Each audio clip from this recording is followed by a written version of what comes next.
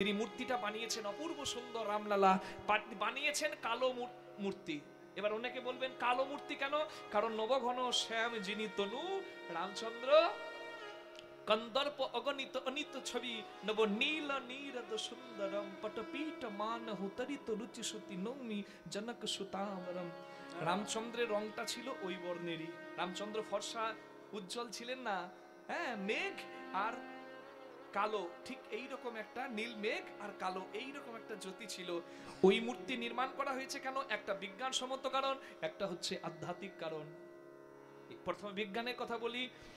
ওই ব্ল্যাক স্টোনে যদি দুধ দেওয়া হয়, হলদি দেওয়া হয়, ঘি দেওয়া হয়, কারণ অভিষেক করা হবে, স্নান করানো হবে, যত দিন যাবে উজ্জ্বলতা বাড়বে, হাজার হাজার বছর কিচ্ছু ক্ষতি হবে না। কারণ কালো পাথরে শিবলিঙ্গ বহুদিন কার দেখবেন ক্ষয় হয় না, কোনো কেমিক্যাল রিয়াকশন দুধের সঙ্গে হবে না। কারণ চরণামৃত রূপে সেই স্নান করানো জল তো ভক্ত পান করবে যাতে কোনো ক্ষতি না হয়। ওই জন্য কালো স্টোন, ব্ল্যাক স্টোন নির্ধারণ করা হয়েছে। আর আধ্যাত্মিকতা হচ্ছে রামচন্দ্রের স্বরূপটাই ছিল ঠিক ওই রকম। ওপরে সূর্যদেব, চারদিকে চারটে চিহ্ন। কারণ সূর্যদেব কেন? রামচন্দ্রের বংশটা হচ্ছে সূর্য বংশ, রামচন্দ্র কিন্তু বংশটা হচ্ছে সূর্য। স্বস্তিক, ওম, গদা, চক্র। রামলালার দুদিকে দশ অবতার। কি কি? মৎস্য, কুর্ম, বরাহ, নৃসিংহ, বামন, পরশুরাম, দাশরথী রাম, কৃষ্ণ কে বলরাম মানে হলধর, আর বৌদ্ধ আর কলকি।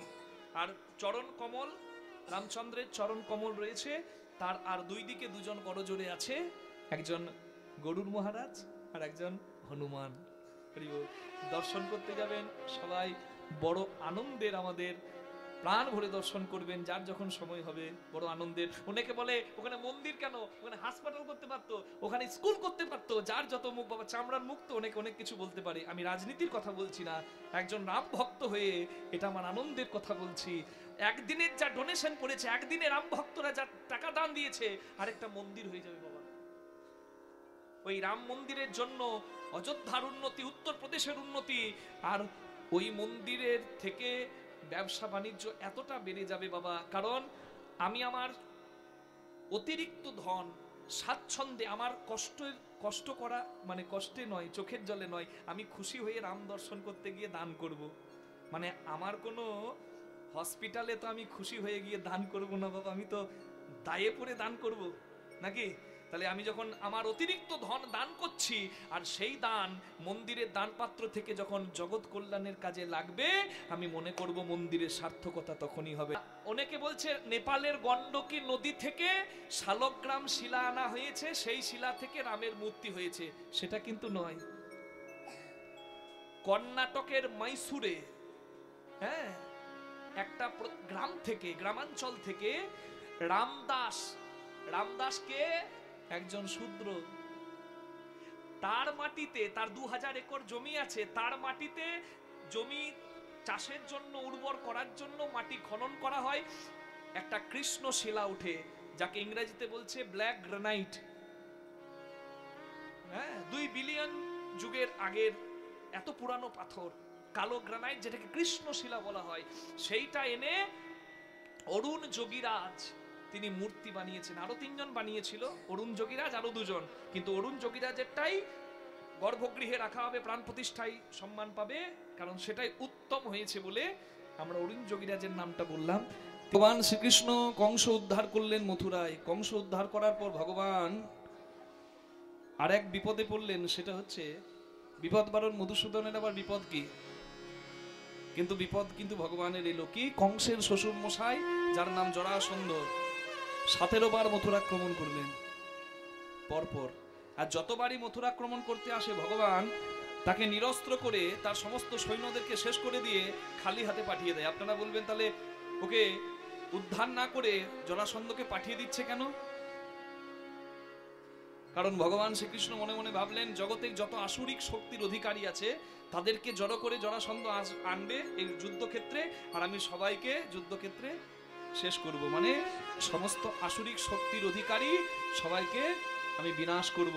একবারে যদি জরাসন্ধকে শেষ করে দিই, তাহলে জরাসন্ধ তো আর কাউকে নিয়ে আসবে না।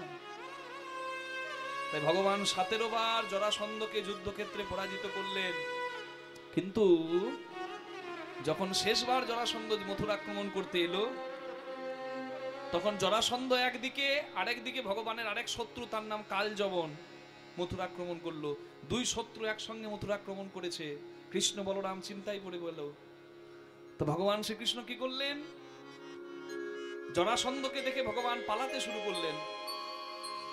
যার ভয়ে সবাই পালায় ভীত হয়ে, হ্যাঁ, যার নাম নিলে বিপদ চলে যায়, বিপদ বারণ মধুসূদন, সে কেন ভয়ে পালাচ্ছে? কারণ ভগবান যা কিছু করেন সবই কিন্তু লীলা, সবই কিন্তু লীলা।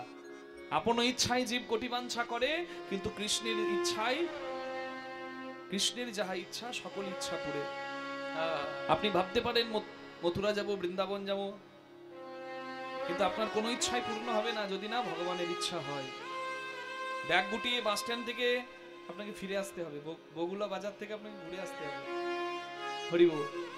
কিন্তু ভগবানের ইচ্ছা যদি হয়, তবে আপনার ইচ্ছাটা নিশ্চয়ই পরিপূর্ণ হবে। ভগবান শ্রীকৃষ্ণ জরাসন্ধের ভয়ে ভীত হয়ে পালাতে শুরু করলেন পর্বতের উপর। এদিকে জরাসন্ধ পর্বতে আগুন লাগিয়ে দিলেন। সারা পাহাড়টা, সারা পর্বতটা পুড়ে গেল। পর্বতের উপরে আছে কৃষ্ণ। জরাসন্ধ মনে মনে করলেন যে এত আগুন লেগেছে, কৃষ্ণ ওই আগুনে পুড়ে ছাই হয়ে গেছে। ভ্রমে ভ্রমিত করে দিলেন। ভগবানের এই মায়াটাকে বলে ব্রহ্ম বিমোহন মায়া। ব্রহ্মা এসে চিনতে পারেনি স্বয়ং, তাহলে জরাসন্ধ কি চিনতে পারে ভগবানের মায়া? পর্বতের উপরে ভগবান উঠে গেছে, জরাসন্ধ পর্বতটাই দেখছে আগুন লেগে গেছে, তাহলে কৃষ্ণ আর কি করে বাঁচবে? এদিকে জরাসন্ধ ভাবছে কৃষ্ণ মরে গেছে। জরাসন্ধের জামাই কংসকে কৃষ্ণ মেরেছে, কৃষ্ণ মরে গেছে এটা জেনে জরাসন্ধের আর কোনো রাগ রইল না। জরাসন্ধ ফিরে গেল, মানে সাপও মরল, লাঠিও ভাঙলো না। আর এইদিকে কৃষ্ণ ভগবান পর্বতের উচ্চ শিখর থেকে একটা ঝাঁপ দিয়ে ওই পারে গিয়ে পড়লেন। ওই পারে যখন ভগবান দাঁড়িয়েছেন, এপারে জরাসন্ধকে ভ্রমিত করে দিলেন। জরাসন্ধ ফিরে গেল, ভাবছে কৃষ্ণ মরে গেছে। কিন্তু ওই পারে যখন দাঁড়ালেন, তখন দেখছেন আরেক বিপদ, কালযবন নামে কৃষ্ণের আরেক শত্রু এসে দাঁড়িয়েছে। ভগবান আবার পালাতে শুরু করলেন। কালযবনের ভয়ে ভগবান পালাচ্ছেন না, কালযবনকে উদ্ধার করার জন্য ভগবান পালাচ্ছেন। ভগবান একটা গুহার ভেতর ঢুকে গেলেন। সেই গুহাতে ধ্যানমগ্ন ছিলেন মুচুকুন্দ। ভগবান পাহাড়ের গুহার অন্ধকারে লুকিয়ে পড়েছেন।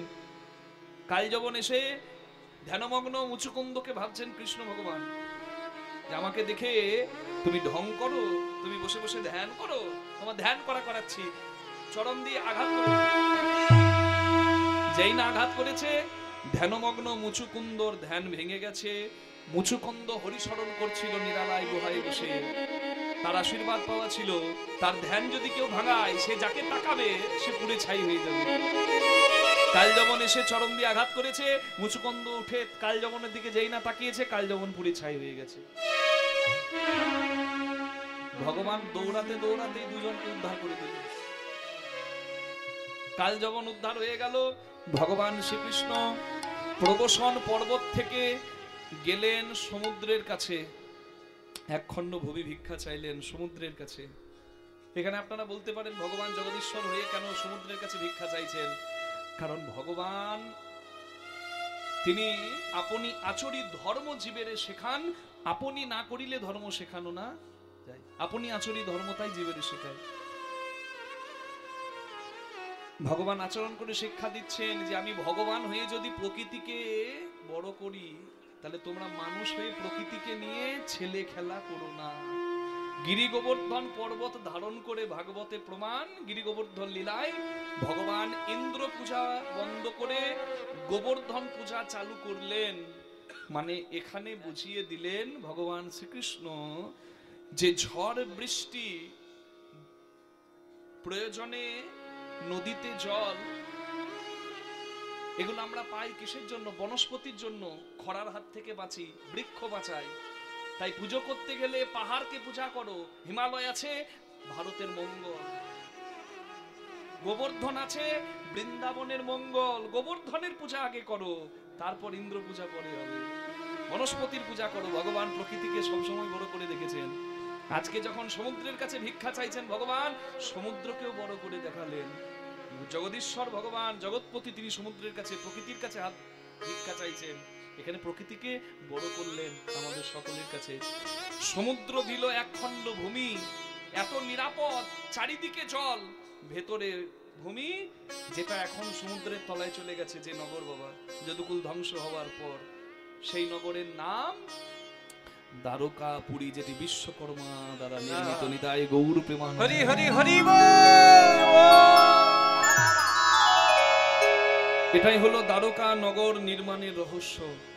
তো দ্বারকা নগরে, সেই দ্বারকায় ভগবান শ্রীকৃষ্ণ মনে মনে করলেন যে বারবার মথুরা আক্রমণ করেছে জরাসন্ধ। সে ভেবেছে আমি মরে গেছি, সে যদি জানতে পারে আমি বেঁচে আছি, আমার মথুরার আবার সর্বনাশ করবেন।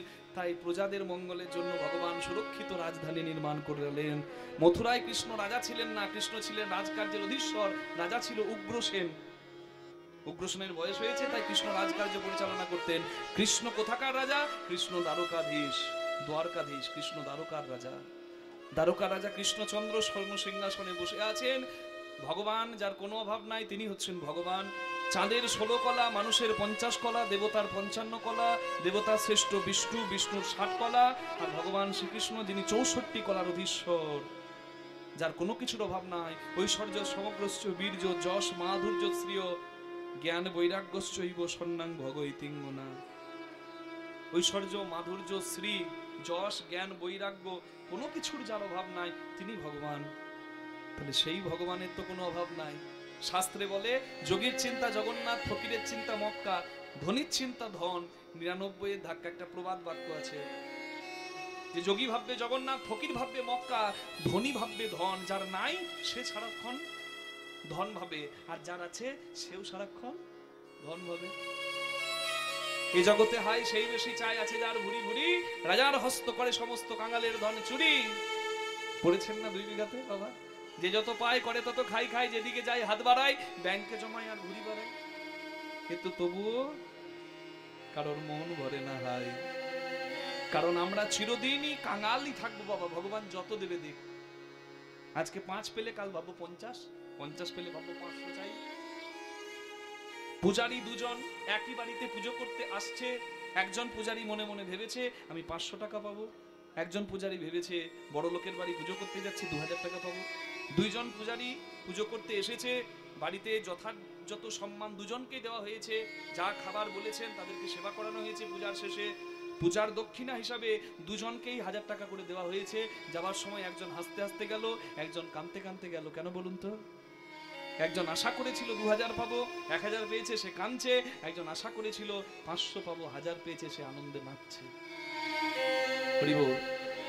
তার মানে এখানে আশাতীত ফল না পাওয়াটাই হচ্ছে আমাদের দুঃখের কারণ। তো ভগবান শ্রীকৃষ্ণ, তার তো কোনো অভাব নাই বাবা, তিনি তো পরিপূর্ণ। মানুষের অভাব আছে, মানুষের অভাব কোনোদিন যাবে না, কিন্তু ভগবানের অভাব যাবে না। এটা তো নয়, ভগবান তো সবকিছুর অধীশ্বর, কিন্তু তবু দ্বারকার সিংহাসনে ভগবান কাঁদছেন কেন? তাহলে ভগবানেরও কিছু অভাব আছে। সেই অভাবটির নাম হচ্ছে ভক্তি আর প্রেম। যে প্রেম ব্রজবাসীর ধন, যে প্রেম বৃন্দাবন পরিত্যাগ করার পর ভগবান শ্রীকৃষ্ণ আর পাননি। তাই ভগবান শ্রীকৃষ্ণ দ্বারকায় বসে কাঁদছেন কেন? কেউ ভগবানের জন্য ব্রজধামে বসে বসে কাঁদছেন। তার নাম বিরোহিনী রাধারানী, ব্রজেশ্বরী।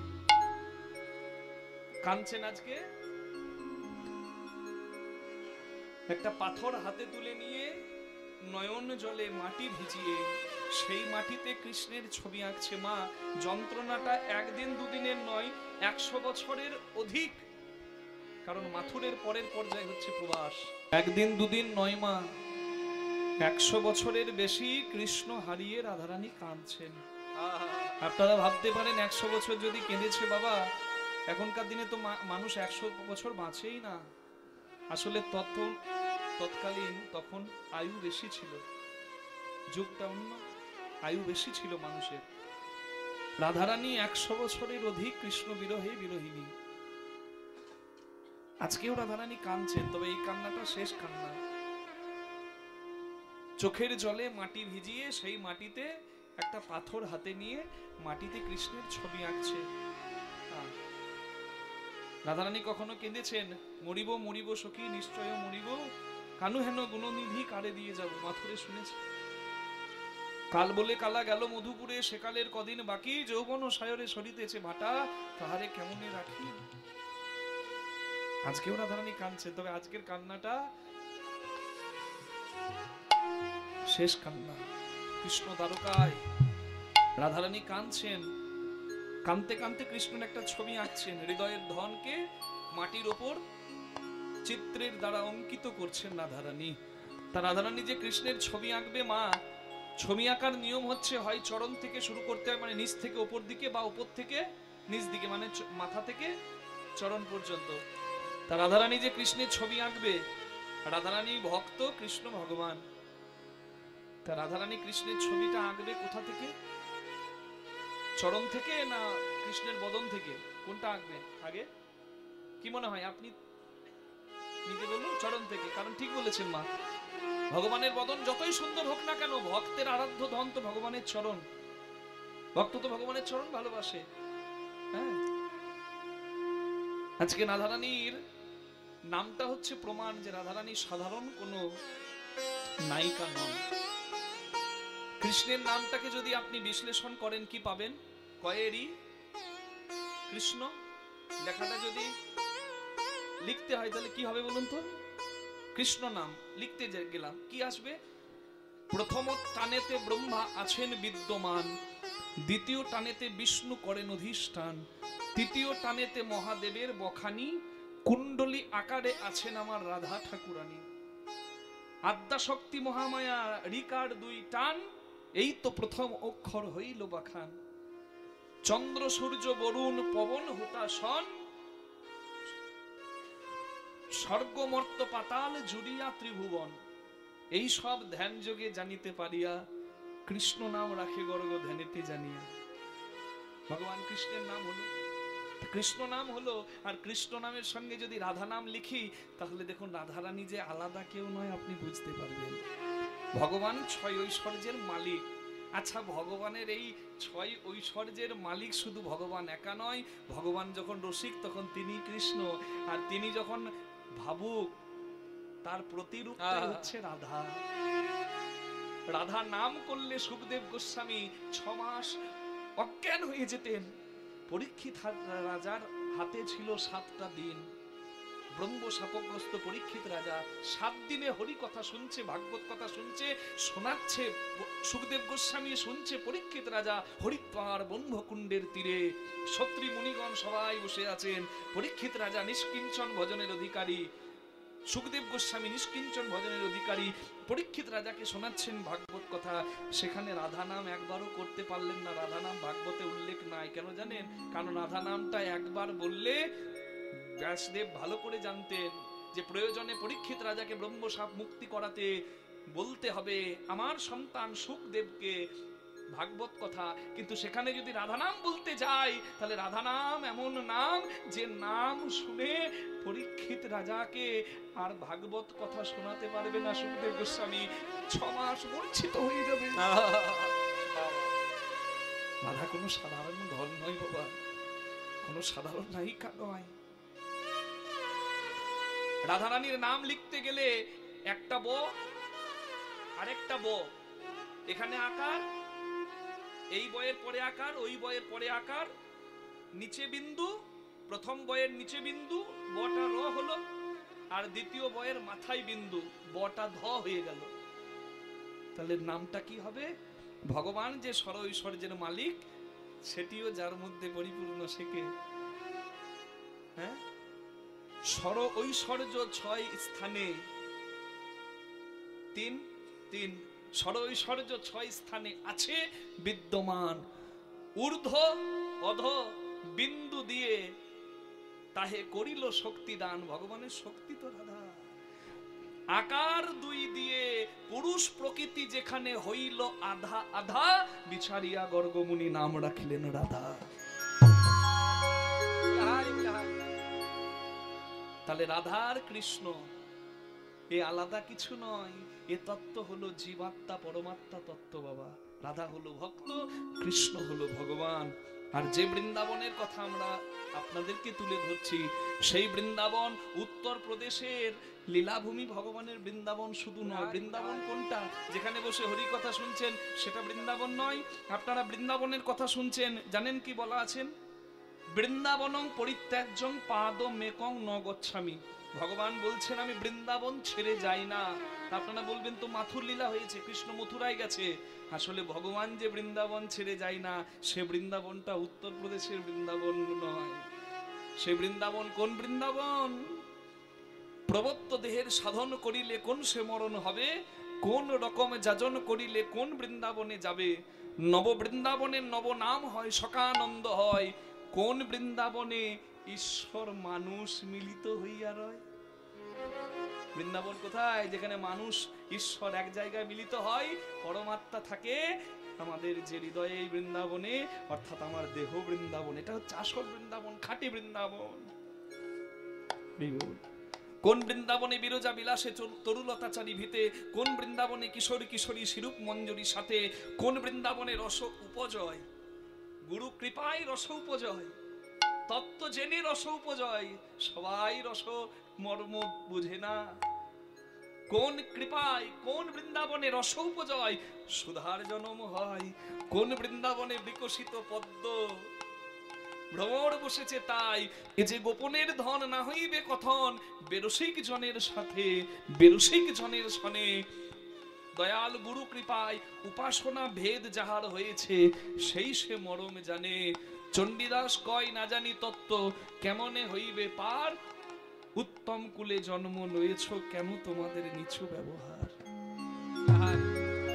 যিনি এই তত্ত্ব লিখেছেন তিনি হচ্ছেন চণ্ডীদাস ঠাকুর বাবা। যে চণ্ডীদাস ঠাকুর 12 বছর একটা পুকুরে ছিপ ফেলেছে মাছ ধরবে বলে। আর ওই পুকুরের এক পাশে রামী রজকিনী, হ্যাঁ, প্রত্যেক দিন আসতেন। ধোপানি তো, সেও আসতো অপূর্ব রূপের ডালা নিয়ে। অপূর্ব সুন্দরী ছিল রামী। রামী নামের একটা মেয়ে, হ্যাঁ। তার ঘরের লোক বলেছে, রামী তোর যা রূপ মা, হ্যাঁ, তোর যা চেহারা, সর্বনাশ হয়ে যাবে কোনোদিন। কেউ কথা বললে যেন কথা বলতে যাস না মা। কোন পুরুষ মানুষ কথা বললে কথা বলবি না। তবে একজন আছে যার নাম চণ্ডী ঠাকুর, সে যদি কোনোদিন কথা বলে তুই যেন মুখ ফিরিয়ে চলে আসিস না। তা 12 বছর থেকে প্রত্যেক দিন ছিপ ফেলে, আর আমি দাঁড়িয়ে দাঁড়িয়ে দেখে দূর থেকে। 12 বছর মানে এক যুগ পেরিয়ে গেল। একদিন এসে বলছে, ঠাকুর 12 বছর থেকে দেখছি তুমি প্রত্যেক দিন ছিপ ফেলে মাছ ধরার চেষ্টা করছো, মাছ কি কোনোদিন পেয়েছো? বলে 12 বছর থেকে চেষ্টা করেছি, এই এক্ষুনি একটু ঠোকর দিল। এটা হচ্ছে প্রেম। ধৈর্যতে মাধুর্য, যার ধৈর্য নাই তার তো মাধুর্য নাই বাবা। রাধারানীর প্রেম উচ্চ স্তরের, অনুভব করতে গেলে রসিক হতে হবে, নাহলে রসের মর্ম কেউ বুঝবে না। মা একটু কৃপা করে শুনুন। এই পদ এক একটা ফুলের মালা, যেটা গোবিন্দ চরণে আমরা অর্পণ করতে পারি। আর আমার মনে হয় না কোনো মন্ত্র লাগবে। রাধারানী ছবি আঁকছেন ভগবানের, চোখের জলে মাটি ভিজিয়ে, মাটিতে পাথর দিয়ে কৃষ্ণের মূর্তি অঙ্কন করে। তবে চরণ আঁকলেন না, বদন আঁকলেন না, এই মাঝখান থেকে আঁকা শুরু করেছে। আঁকিয়া সে পুটি রাই পরাইল ধুতি, কত না যতন করি ধনী আমার আঁকিয়া সে কোটি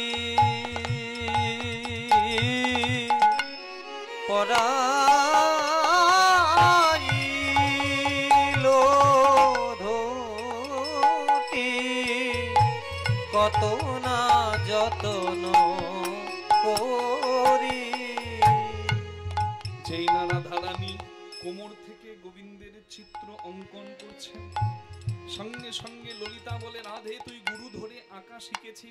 লেখা ভুল হবার নয়। কেউ যখন কারোর চিত্র অঙ্কন করে, হয় চরণ আগে আঁকে, না হয় বদন আগে আঁকে। তুই চরণ আঁকলি না, বদন আঁকলি না, ওরে বল কি হয়েছে? বল বল রাধে কি হয়েছে? তোরে এমন তো কভু দেখি নাই রাধে। বল বল রাধে কি হয়েছে? রাধা রানী বলে ললিতা রে, ললিতা রে সখী রে, সখী রে,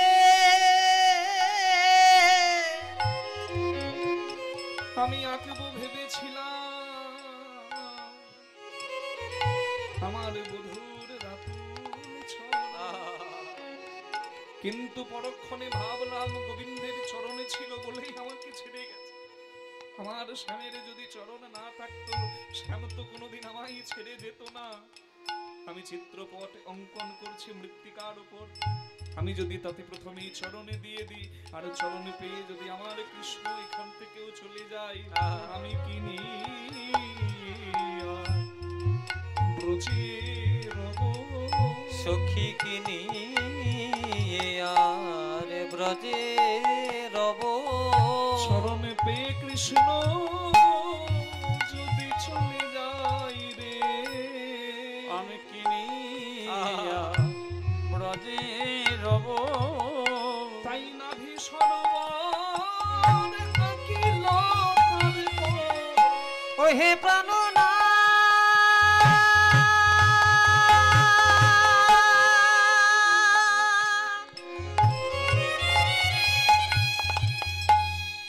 তুমি আগে বারে সে দেখে যাও।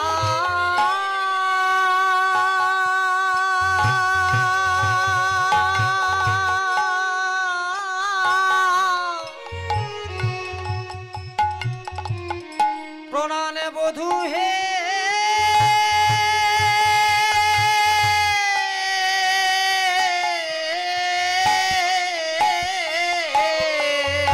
ভীষণ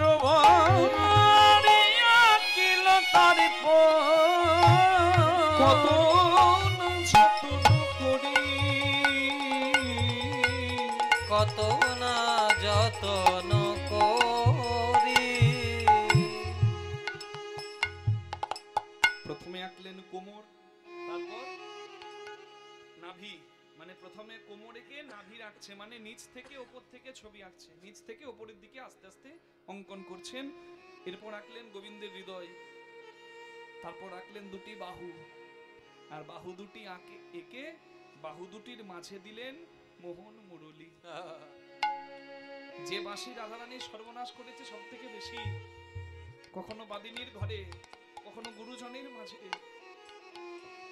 যখন তখন রাধার নাম করে রাধারানীকে পাগলিনী করেছে, যে রাধার মনকে নিয়ে গিয়ে গোবিন্দ চরণে অর্পণ করে দিয়েছে, যে সেই সর্বনাশা বাঁশি আজকে সেই বাঁশিটি আঁকতেও রাধারানী ভুলল না। বাহু দুটি আঁকি ছলো ছলো আঁকি, রাই মুরলি দিল সে করে। ধনী আমার বাহু দুটি আঁকি ছলো ছলো আঁখি, মুরলি দিল সে করে। নয়ন জলে বুক ভাসিয়ে বলে শ্যাম এমন করে একবার বাজাও বাঁশি, এমন করে বাজাও বাঁশি। ওহে বৃন্দাবনের রাখাল শশী, তেমন করে বাজাও বাঁশি। ওহে বৃন্দাবনে রাখাল শশী, বাঁশি শুনে আমার লেগেছে ফাঁসি। বৃন্দাবনের রাখাল শশী, আমার লেগেছে ফাঁসি। বৃন্দাবনের রাখাল শশী,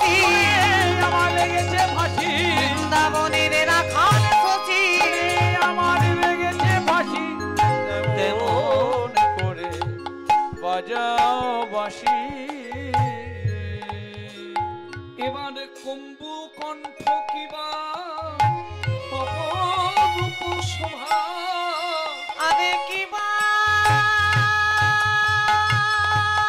কম্ভু কণ্ঠ কিবা অপরূপ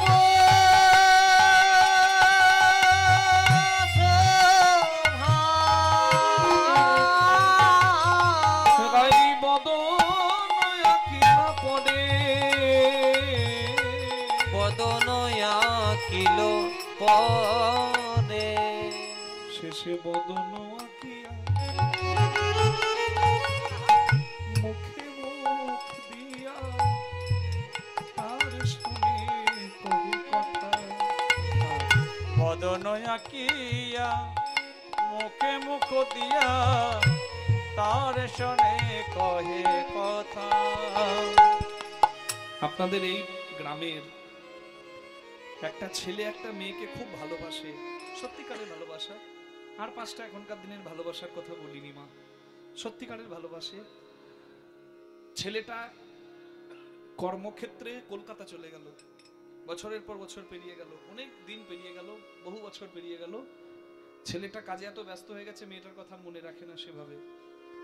ছেলেটা কলকাতায় পার্টি পলিটিক্স করে কলকাতার মন্ত্রী হয়ে গেছে, এমপি। আর এদিকে মেয়েটা কিন্তু ছেলেটাকে ভুলতে পারছে না। আর বাড়ির লোকে বলেছে বিয়ে করে নে, মেয়ে মানুষ, বয়স বাড়ছে দিনে দিন। মেয়েটা কিন্তু ভুলতে পারছে না। এবার মেয়েটা বহু বছর পর কলকাতায় গিয়ে যদি সেই ছেলেটাকে দেখতে পায়, ছেলেটাকে যদি একবার দেখে বলে, কি গো কলকাতার মিনিস্টার কেমন আছো, তাহলে বলুন তো মা, এই ডাকটা ভালোবাসার ডাক হলো নাকি অভিমানের ডাক হলো? এটা কিন্তু অভিমানের ডাক। কারণ ভালোবাসার ডাক এটা হতে পারে না, কি গো, হ্যাঁ? যার নাম ধরে ডাকলেই হতো তাকে কলকাতার এমপি বলতে হচ্ছে কেন? বড় অভিমানে, বড় কষ্টে, বড় যন্ত্রণায়। বধূ বললেই যার নাম রাধারানী জগৎকে বুঝিয়ে দেয়। আজকে ছবি আঁকার পর শেষে গোবিন্দের বদন পানে চেয়ে বলে, দ্বারকাধীশ তুমি কেমন আছো? রাধারানী বুঝিয়ে দিচ্ছেন তার যন্ত্রণার কথা। আমি জানি ভীষ্মক রাজার কন্যা রুক্মিণী তোমার স্ত্রী, শত্রুমান রাজার কন্যা সত্যবতী তোমার স্ত্রী, জাম্বমান কন্যা জাম্ববতী তোমার স্ত্রী। হাজার হাজার দাস দাসী তোমার নিত্য চরণ সেবা করার জন্য বসে থাকে। কত রাজা ধীরাজ তোমার একবার দর্শনের জন্য লালায়িত। দাস দাসীদের গলায় এত রত্নের মালা তোমার থাকে, কত কত রানীর থাকে না। তুমি বড় সুখে আছো, বড় আনন্দে আছো। তোমার সুখে আমিও সুখী প্রাণনাথ। কারণ নাত্রেন্দ্রীয় প্রীতিবাঞ্ছা কবু নয় গোপিকার, কৃষ্ণ অঙ্গে সুখ দিতে গোপীদের সঙ্গমার বিহার। আমি তোমার সুখেই সুখী, কিন্তু আমি যে আর পারছি না। কারণ একদিন তুমি বলেছিলে, যেদিন মান সরোবরে নয়ন জলে তুমি বুক ভাসিয়ে মান সরোবর করলে ব্রজধামে, আর তুমি বললে তুমি নাকি আমার চরণের দাস। আমি তো তোমাকে কোনোদিন দাস রূপে চাইনি, আমি তোমার দাসী হতে চেয়েছি। দাসী করে চরণে তো জায়গা দিলেই না, দ্বারকাধীশ হয়ে তুমি আছো। এই ব্রজধামে আমি কি যন্ত্রণায় পড়ছি, তুমি কি একবারও মনে করো না? হরি বল, হরি বল। ও প্রাণনাথ, এই অভাগিনী দাসীর কথা কি তোমার মনে পড়ে না? এই দাসীর কথা কি আর মনে পড়ে না? দাসীর কথা কি আর মনে পড়ে না? দাসীর কথা কি আর মনে পড়ে না? দ্বারকায় রাজা হয়েছ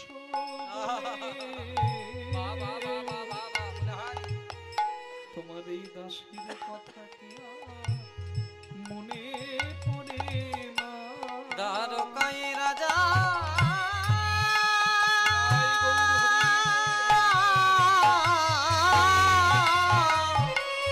বধূ হয়েছ বলে ওহে বৃন্দাবনের রাখাল রাজা, দ্বারকায় রাজা হয়েছ বলে মনে রাখা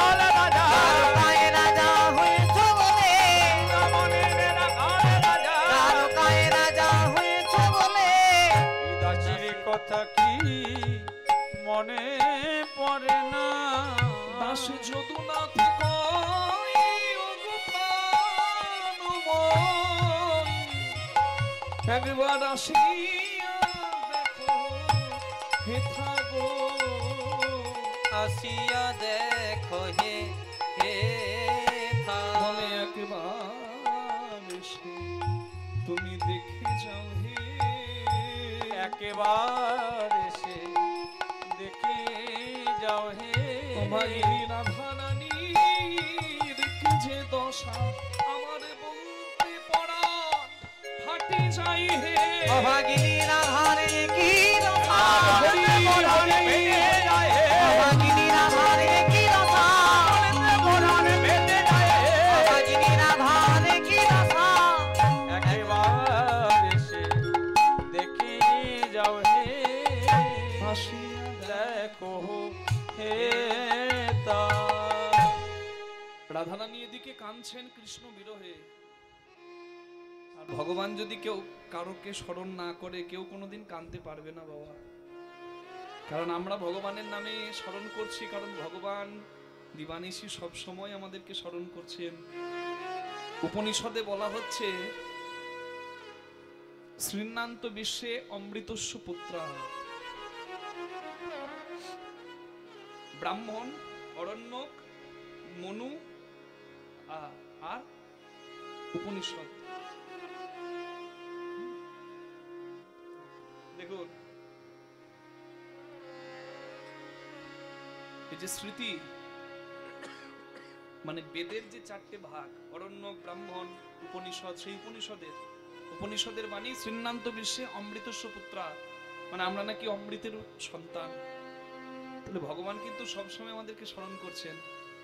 ছেলে যদি রাত 12টায় ঘর না আসে, দুজন কিন্তু ঘরে আনাগোনা করবে, কে বলুন তো? বাবা আর মা, তার অভিভাবক। তেমনি ছেলে যদি পুকুরের জলে ডুবে যায়, পাড়ার লোকে বলবে সাঁতার জানিস না, নামতে গেলি কেন রে বাবা? কিন্তু যে ছেলেটা ডুবে যাচ্ছে তার বাবা দাঁড়িয়ে দাঁড়িয়ে দেখতে পারবে না। তার বাবা যদি সাঁতার নাও জানে, ঝাঁপিয়ে দেবে ছেলেটাকে বাঁচাবার জন্য। তেমনি ভগবান হচ্ছেন জগৎ পিতা। আমরা তাকে স্মরণ করতে পারছি কেন? এটা আমাদের সৌভাগ্য। যে করতে পারছে স্মরণ, তার সৌভাগ্য, তার জ্ঞান চক্ষু খুলেছে। ভগবান তো আমাদের সবসময় স্মরণ করছে। আপনাদের এই বগুলাতে মেলা বসেছে, বড় মেলা। একটা ছেলে বাবার হাতটা ছেড়ে মেলার রাস্তার ধারে দাঁড়িয়ে দাঁড়িয়ে কাঁদছে। সাধু বাবার পাশ দিয়ে বেরিয়ে যাচ্ছে। সাধু বাবা দেখতে পেয়ে ছেলেটাকে বলছে, ভাই তুমি কাঁদছো কেন বাবা? সাধু বাবা, আমার বাবা কোন দিকে চলে গেছে, আমি বাবাকে দেখতে পাচ্ছি না, আমার বাবা কই? সাধু বাবা বলে, বাবা, বাবা হারিয়ে তুমি কাঁদছো? তা বাবা হারিয়ে তুমি একা কাঁদছো না বাবা। এই দেখো, তুমি আমার দিকে তাকিয়ে দেখো, বাবা হারিয়ে আমিও অনেক দিন থেকে কেঁদে কেঁদে বেড়াচ্ছি। তবে একটা সত্যি কথা কি জানো খোকা, তুমি তোমার বাবাকে হারিয়ে যতটা না কাঁদছো, তোমার বাবা কিন্তু তোমার জন্য তার থেকে বেশি কাঁদছে। যেখানে হারিয়েছো সেখান থেকে দাঁড়িয়ে দাঁড়িয়ে বাবা বাবা, পিতা পিতা বলে ডাকতে শুরু করো। ডাকা বন্ধ করো না। এখন তোমার ডাক তোমার বাবার কাছে যাবে না, কারণ মেলাতে অনেক চিৎকার, অনেক শব্দ। কিন্তু দেখবে রাত যখন বেড়ে যাবে, রাস্তায় একা তুমি দাঁড়িয়ে, আর কেউ নাই, মেলা গুটিয়ে যাবে। সেদিনও যদি তোমার মুখে ওই ডাকটা থাকে, তখন আর কেউ না আসুক, ওই ডাক শুনে তোমার বাবা এসে ঠিক তোমাকে খুঁজে হাত ধরে দিয়ে। আমি যে মেলার কথা বলছি বাবা, সে মেলা আপনাদের বগুলার কোনো মেলা নয়। শুধু বগুলার মেলা নয়, সেটা হচ্ছে সংসারের সব মেলা। এটা হচ্ছে ভব মেলা। এখানে বাবাকে হারিয়ে আমরা সবাই বসে আছি। ব্রহ্ম সত্য, জগৎ মিথ্যাই, মিথ্যার সংসারে। যদি ওই যে সাধুর কৃপা হয়, ছেলেটা পেল, পথ পেল। আমরাও যদি সাধুক সঙ্গ, গুরু কৃপা পাই, পথটা আমরাও পাই। ওই যে আজকে ভগবানের এত নাম করছেন, ভগবানের দেখা পাচ্ছে না, অনেকে বলে ভগবান দেখতে পাও না কেন, এত নাম করো। আর এটা অভ্যাস, এই অভ্যাস ছাড়া যাবে না। অভ্যাস যদি থাকে তবেই কিন্তু সেই দিনেও ওই নামটা আসবে। অভ্যাস না থাকলে এই মায়ার সংসারে ছেড়ে যেতে, আপনজন ছেড়ে যাবার সময় কি ঠাকুরের কথা মনে পড়বে নাকি? অভ্যাস। এই অভ্যাসটা করো। এই অভ্যাস যদি থাকে তোমার, তাহলে আজকে তোমার ডাকটা ভগবানের কাছে যাচ্ছে না, কারণ এই সংসারে অনেক জ্বালা, অনেক সত্য। কিন্তু দেখবে একদিন সবার জীবনে অন্ধকার নামে, যখন চোখের সামনেটা অন্ধকার, বাবা ঠাকুরের জীবনেও নেমেছে, দুদিন পরে আমাদেরও নামবে। চোখের সামনেটা অন্ধকার, সেদিন আর কোনো শব্দ আমি পাবো না। এক চামচ জল যদি আমার মুখে কেউ তুলে দেয়, জলটা ভেতরে নেবার ক্ষমতা থাকবে না, গালের পাশ দিয়ে পড়ে যাবে। আর তখনও যদি ওই নামটা, ওই ডাকটা থাকে, বাবা জামিল তো একদিন ডাকলো যাবার কালে, আমি যে অভ্যাস করেছি, তাহলে আমাকে কি ভগবান ফিরিয়ে দিতে পারে? ওই ডাকটাও যদি তখন থাকে, আর কেউ না আসুক, সেই পূর্ণ ব্রহ্ম সনাতন জগৎ পিতা আমাকে কোনোদিন বঞ্চিত করবে না। ঠিক আঙুলটি ধরে, আমার হাতটি ধরে আমাকে ঠিক নিয়ে যাবে। তাই ভগবানকে বসে এটা প্রার্থনার জায়গা, এইখানে বসে বসে এই প্রার্থনাটা জানিয়ে দিন। তোমার এই পবিত্র স্থানে বসে তোমাকে প্রার্থনাটা জানাই। তুমি কৃপা করে সূর্য ওঠার আগে যেমন অন্ধকার দূর হয়ে যায়, তেমনি তোমার কৃপার আলোয় যেন আমার সমস্ত অজ্ঞান অন্ধকার দূর হয়ে যায়, আমি তোমার উপলব্ধি অনুভব করতে পারি। খুব সুন্দর কথা, আপনারাও জানেন, কিন্তু মর্ম কত সুন্দর দেখুন। তুমি নির্মল করো মঙ্গল করে, মলিন তুমি নির্মল করো মঙ্গল করে, মলিন মর্ম মুছায়ে। তব পুণ্য কিরণ দিয়ে জন্ম মোহ কালিমা ঘুচায়, মলিন মর্ম মুছায়ে। তুমি নির্মল করো মঙ্গল করে, মলিন মর্ম মুছায়ে। লক্ষ শূন্য লক্ষ বাসনা ছুটিছে গভীর আধারে, জানি না কখন ডুবে যাবে কোন অকুল গরল পাথারে। আমার উদ্দেশ্যবিহীন মানে লক্ষ্যবিহীন, লক্ষ্য মানে লাখ, মানে লাখ লাখ উদ্দেশ্যবিহীন কামনা বাসনা, আর কামনা বাসনা কোন দিন আমাকে ডুবিয়ে মারবে এটা আমি জানি। গাছে গাছে মিষ্টি ফল, নদীতে মিষ্টি জল তুমি দিয়েছো, কিন্তু আমার আশা বড় বেশি, তাই তো আমার যন্ত্রণার কারণ আমি নিজেই। আমি যদি ডুবে মরি সবাই দেখে হাসবে, কিন্তু তুমিও দাঁড়িয়ে দাঁড়িয়ে হাসতে পারো না, কারণ আমি সন্তান, তুমি জগৎ পিতা। প্রভু বিশ্ব বিপদ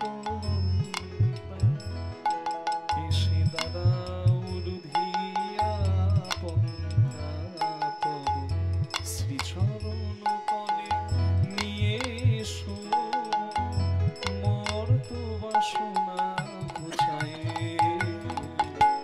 মলিন মর্ম বিদায় গৌর হরি। তুমি নির্মল করো মঙ্গল করে, মলিন মর্ম মুছায়ে। মলিন মর্ম মুছায়ে। আমি এখানে বসে ডাকতে বললাম কেন? আপনাদেরকে তো বলতে পারতাম মন্দিরে বসে ডাকবেন, বৃন্দাবনে ডাকবেন, মথুরাতে ডাকবেন, কারণ আপনারা জানেন ভগবান থাকে কোথায়।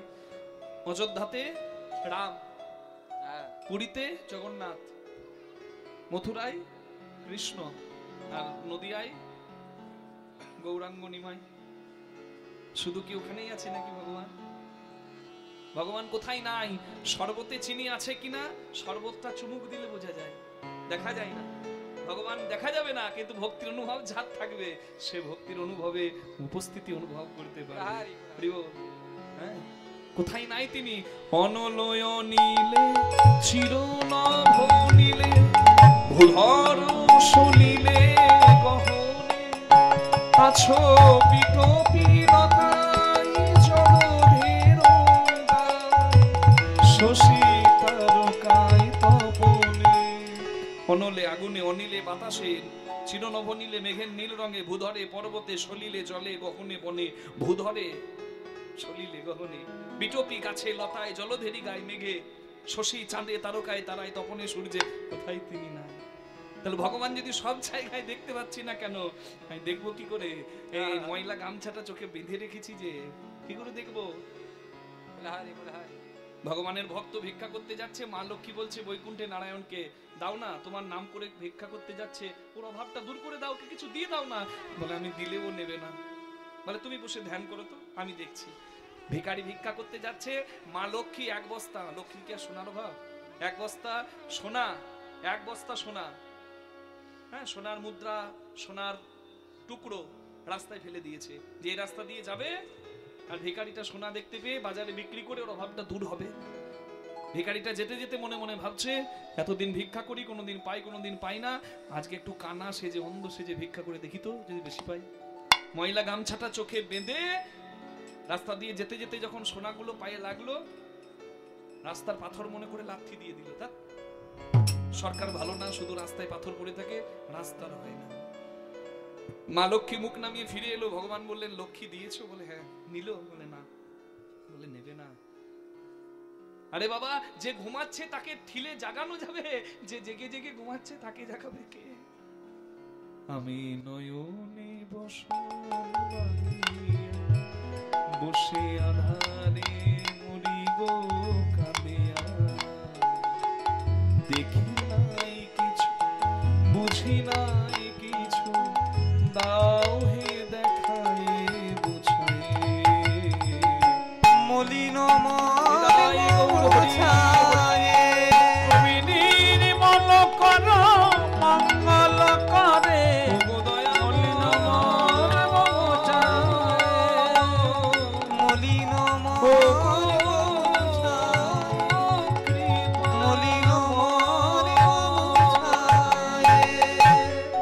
বলুন ভগবান শ্রীকৃষ্ণচন্দ্র কি জয়।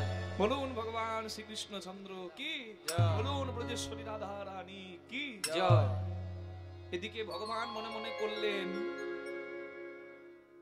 যে ব্রজবাসীর তুল্য প্রেম আমি কোথাও পাবো না। আর এদিকে নারদ মুনি ভগবানকে দেখতে এসে ভগবানের চোখে জল যখন দেখলেন, ভাবছেন জগৎ কাঁদে যার জন্য, সে কাঁদে কার জন্য? প্রভু তোমার চোখে জল, তুমি কার জন্য কাঁদো? বলে নারদ আমি কাঁদি ভক্তের জন্য। তুমি ভক্তের জন্য কাঁদো? তাহলে আমি মনে হয় এখনো অত বড় ভক্ত হতে পারি নাই। আমি মনে মনে ভাবতাম দিনরাত ভগবানের নাম করি, আমার থেকে বড় ভক্ত ভগবানের কেউ নাই। কিন্তু তোমার চোখে জল দেখে বুঝতে পারলাম ত্রিভুবনে কোথাও আছে তোমার শ্রেষ্ঠ ভক্ত, আমি যাব সেই ভক্ত দেখার আশায়। তাই বিধির নন্দন আজি ভাবে মনে মনে, বিধির নন্দনে আজি ভাবে মনে মনে, কোথায় আছে কৃষ্ণ ভক্ত আমি পাইব কেমনে? আয় আছে কৃষ্ণ ভক্ত পাইব কেমনে? যাব দর্শনে, যাব দর্শনে, যাব দর্শনে, আমি যাব দর্শনে। নারদ ঋষি ভাবে মনে, যাব দর্শনে, নারদ ঋষি ভাবে মনে, যাব দর্শনে। ওরে নারদের ঋষি ভাবে মনে, যাব দর্শনে, কোথায় আছে কৃষ্ণ ভক্ত পাইব কেমনে? কোথায় আছে কৃষ্ণ ভক্ত পাইব কেমনে?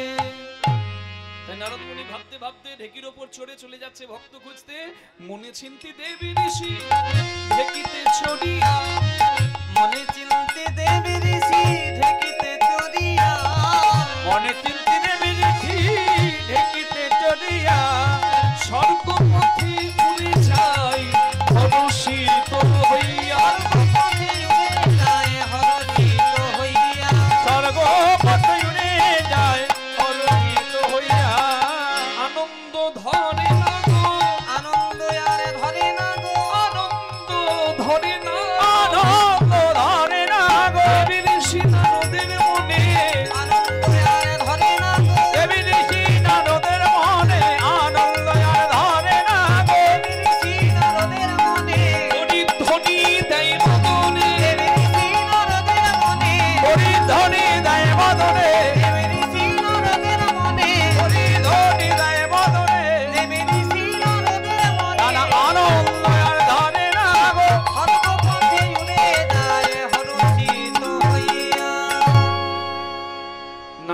বাহন ঢেকি হ্যাঁ, আর হাতে বীণা, তাই তো?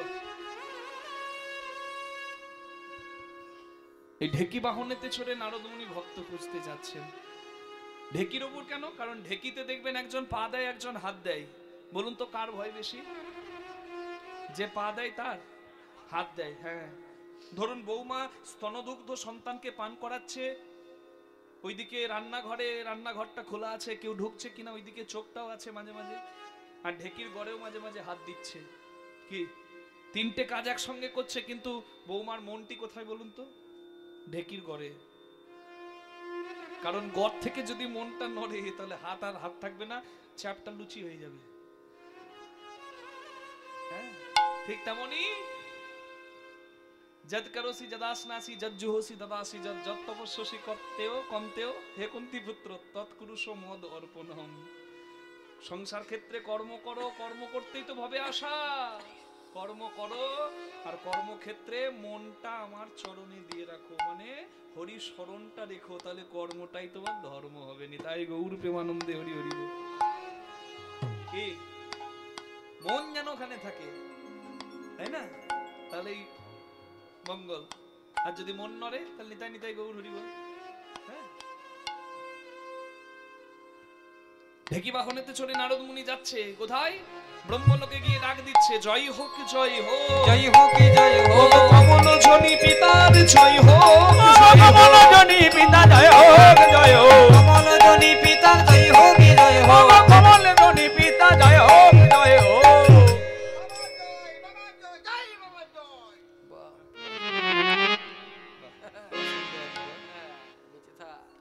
এই যে দেখছেন, এটাও নারদ। তবে ওই নারদ মুনির হচ্ছেন পরম বৈষ্ণব, তিনি ভক্ত ভগবানের মিলন করান। আবার তিনি যদি ঝগড়াও লাগান সেটাও কিন্তু জগতের মঙ্গলের জন্য। কিন্তু আমার যেই যে দেখছেন বাবা, সব নারদ তোর ভালো হবে না, এটা হচ্ছে কলির নারদ। নারদের রং বেটে বাবু। আমার দলে একটা স্যাম্পেল আছে আপনাদের দেখাবার জন্য বাবা। এইটাকে আবার ওই নারদ মুনি মানে পরম বৈষ্ণব নারদ মুনি ভাববেন না। এইরকম নারদ আপনাদের এখানেও থাকতে পারে, একটু সজাগ করে দেওয়ার জন্য আমি বলছি আর কি। আপনাদের এদিকে নাই, মানে আমাদের ওইদিকে আছে আর কি। কি করে জানেন তো? ঘরে বড় বউয়ের কানের কাছে গিয়ে বলবে, খেটে খেটে শরীরটা রোগ ধরিয়ে গেছি,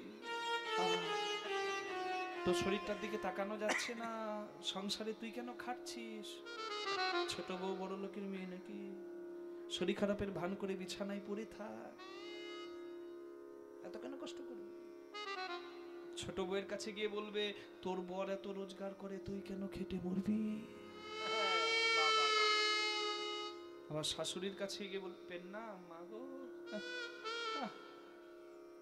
এত ভালোর কি এত সর্বনাশ হয় গো, দেখতে পাচ্ছি না তোমার কষ্ট। দেশ দুনিয়া ঘুরে ঘুরে বৌমা জোগাড় করেছো, একটা নাঘিনী আর একটা বাঘিনী। এরকম বৌমা যদি আমার ঘরে থাকতো, মুখটা তো ছোট্ট জীবন চালিয়ে দিল। কি মা, মানে সবার কানে মন্ত্র দিল আর কি। আর শেষে কি বলবে বলুন তো? থাক, আমার অনেক কাজ আছে বাবা, আমি আসি, হ্যাঁ পরে কথা বলবো, আসি। আপনাদের এদিকে নাই, আমাদের ওইদিকে আছে নাকি? দরজা বন্ধ করে দেবেন বাবা, আমি বলে দিচ্ছি, কোনো ক্ষতি নাই, ঘর ঢুকতে দেবেন না। কারণ আপনার কাছে কারোর কথা বললে জানবেন ওটা ওর স্বভাব, আপনার কথাটাও কোথাও গিয়ে বলবে। হ্যাঁ, ঘরের কথা পরকে বলে লাভ নাই, ঘরের কথা পরকে বলে লাভ নাই। নিজের একটু স্বার্থ ত্যাগ করলে প্রত্যেকের সংসারটি সুখের হবে। মা, আমরা তো স্বার্থ ছাড়তে পারি না, একটু স্বার্থ ছাড়ুন, প্রত্যেকটা সংসারই সুখের হবে। হরি বল। তা নারদ মুনি এসেছে ব্রহ্মার কাছে, এসে বলছে, বাবা ভগবান কাঁদে ভক্ত দর্শনের আশায়, যার জন্য ভগবান কাঁদে সেই ভক্ত পাই কোথায়?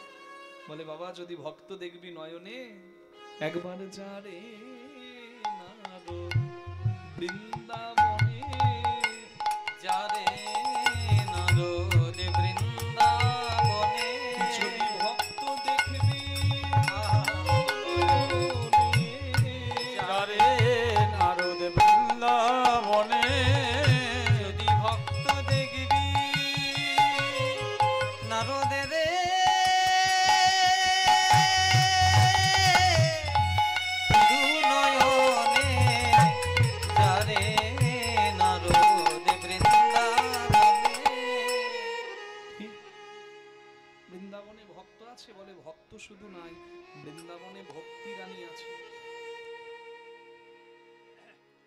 নারদ মুনি যখন কৃষ্ণ শূন্য বৃন্দাবন দর্শন করতে এসেছিল, কৃষ্ণ শূন্য জগৎ দর্শন করতে এসে নারদ মুনি দেখেছিল ভক্তি রানী অসুস্থ, তার বিবেক আর বৈরাগ্য দুই সন্তান অসুস্থ হয়ে পড়ে আছে, বয়স কম কিন্তু বার্ধক্য এসে গেছে। তখন ভাগবত এবং হরি কথা তাদেরকে উজ্জীবিত করে প্রাণ সঞ্চার করে দিয়েছিল। তাই সেই হরিনাম করতে করতে নারদ মুনি চলেছেন কোথায়? বৃন্দাবনে। আসুন আমরা একটু হরিনাম করতে করতে বৃন্দাবনে যাই, যদি ভক্ত দর্শন হয়। কি করা যাবে? চোখের জলে কাঁদতে সবার তো ভালো লাগে না? চোখের জলে কাঁদতেও হয়, আবার আনন্দটাও নিতে হয়। দু হাত তুলে সবাই মিলে একসঙ্গে আমার সঙ্গে বলুন, রাধা রানী কি জয়, শ্যাম সুন্দর কি। কৃষ্ণ বলে দুটি বাহু তুলে এসো না ভাই, হরি বলে কৃষ্ণ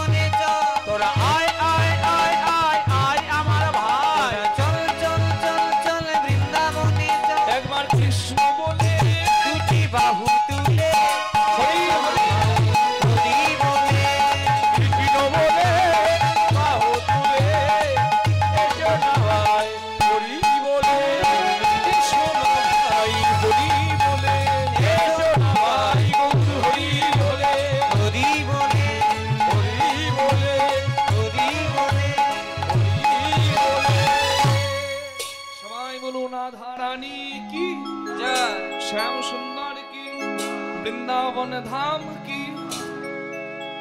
যে বৃন্দাবনের নাম আপনারা করছেন সেই বৃন্দাবন কিন্তু আজকে আনন্দের নেই।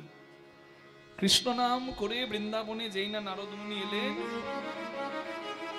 নারদ মুনি অনুভব করলেন যে কোথাও থেকে যেন একটা বিরহ আগুন আসছে। কৃষ্ণ নাম করি শূন্য পথে ধাই, কোথা হইতে তা পাশে লাগে মোর গায়। একটা বিরহের তাপ আনন্দের মাঝে এসেও নারদকে যেন পুড়িয়ে দিচ্ছে। কোথা থেকে আগুনের তাপ আসছে? নারদ মুনি এগিয়ে গেলেন সেই রাস্তায়, নারদ মুনি সেই তাপ অনুসরণ করে এলেন বৃন্দাবনে। যমুনার তীরে নারদ মুনি বৃন্দাবনে এসেছেন ভক্ত দর্শন করতে, কিন্তু এসে দেখছেন সারা বৃন্দাবনে যেন আগুন জ্বলছে। নারদ মুনি দাঁড়িয়ে আছেন ব্রজের ধুলায়, একটি গাছের পাতা উড়ে এসে নারদের চরণে পড়ল। চরণ থেকে নারদ মুনি পাতাটা ফেলতে যাবেন, এমন সময় ওই গাছের পাতা নারদ মুনিকে কিছু যেন বলতে চায়। তাই নারদ মুনি পাতাটা কানের কাছে নিয়ে অনুভব করলেন যে ওই গাছের পাতার মধ্যে কতটা প্রেম আছে। কারণ ওই গাছের পাতা নারদ মুনিকে বলছে, কে গো তুমি? কোথা থেকে এসেছো জানি না, তবে তোমার মুখে শুনলাম কৃষ্ণ নাম। তুমি কি জানো কৃষ্ণ কোথায়? তুমি যদি জানো কৃষ্ণ কোথায়, তাহলে আমাকে একবার কৃষ্ণ চরণে পৌঁছে দাও। নারদ মুনি যমুনার তীরে দাঁড়িয়ে অনুভব করলেন, যেখানকার ব্রজের ধুলা গাছের পাতা কৃষ্ণ নামে কাঁদতে পারে, যেখানকার ধুলো প্রেমের শিক্ষা দেয়, তাহলে সেখানে যারা কৃষ্ণ ভগবানকে ভালোবেসে সর্বস্ব সঁপে দিয়েছে, তাদের কি অবস্থা হবে? নারদ মুনি বুঝতে পারলেন, আর এগিয়ে গিয়ে দেখলেন কি জানেন? দেখে মাতা যশোমতী কাঁদে দিবারাত্রি, গোপালে হইয়া হারা। ওই দেখে মাতা যশোমতী কাঁদে দিবারাত্রি, গোপালে হইয়া হারা। নন্দ উপানন্দ যত গোপ বৃন্দ, নন্দ উপানন্দ যত গোপবৃন্দ, বাথানে না যায় তারা গো, বাথানে না যায় তারা। দেখে দিনে ব্রজ আধার হলো, দিনে ব্রজ আধার হলো, প্রাণ কৃষ্ণ তারা নাহিরে। দিনে ব্রজ আধার হলো, বাথানে না যায় তারা। নানা বাথানে না যায় তারা। নারদ মুনি প্রথমে একটা খেপি পাগলি মাকে দেখলেন, চুলগুলো আলু থালু, শাড়িটা ছেঁড়া ময়লা, শাড়ির আঁচলটা মাটিতে গড়াগড়ি খাচ্ছে। আর ওই মা, ওই খেপি মা যাকে দেখতে পাচ্ছে তার কাছে এগিয়ে গিয়ে হাতটা ধরে বলছে, তুই কি আমার গোপাল এলি? আমি যে মায়ের কথা বলছি সে আর অন্য কেউ নয়, আপনারা নিশ্চয়ই বুঝতে পেরেছেন। সেই মা হলেন ভগবান কৃষ্ণের মা, মা যশোদা। তো ভগবানের মা খেপি হয়, পাগলি হয় না। আসলে কৃষ্ণ প্রেমের এটাই নিয়ম। প্রেম যে শুধু স্বামী স্ত্রীর মধ্যে বা ভালোবাসার মানুষের মধ্যে হবে তা তো নয়। বাৎসল্য রস আলাদা, শান্ত রস আলাদা, সখ্য রস আলাদা। শান্ত রসে মুনি ঋষিগণ ভগবানকে পূর্ণরূপে প্রতিরূপে পাবার বাসনা করেছেন। দাস্যরূপে হনুমান রামচন্দ্র ভগবানের সেবা করেছেন। সখ্যরূপে অর্জুন ভগবান সুদামা মহারাজ কৃষ্ণকে চেয়েছেন। বাৎসল্য রসে যশোদা নন্দ বাবা কৃষ্ণকে চেয়েছেন। মধুর রসে রাধারানী গোপীগণ কৃষ্ণকে চেয়েছেন। ভালোবাসার রূপটা আলাদা,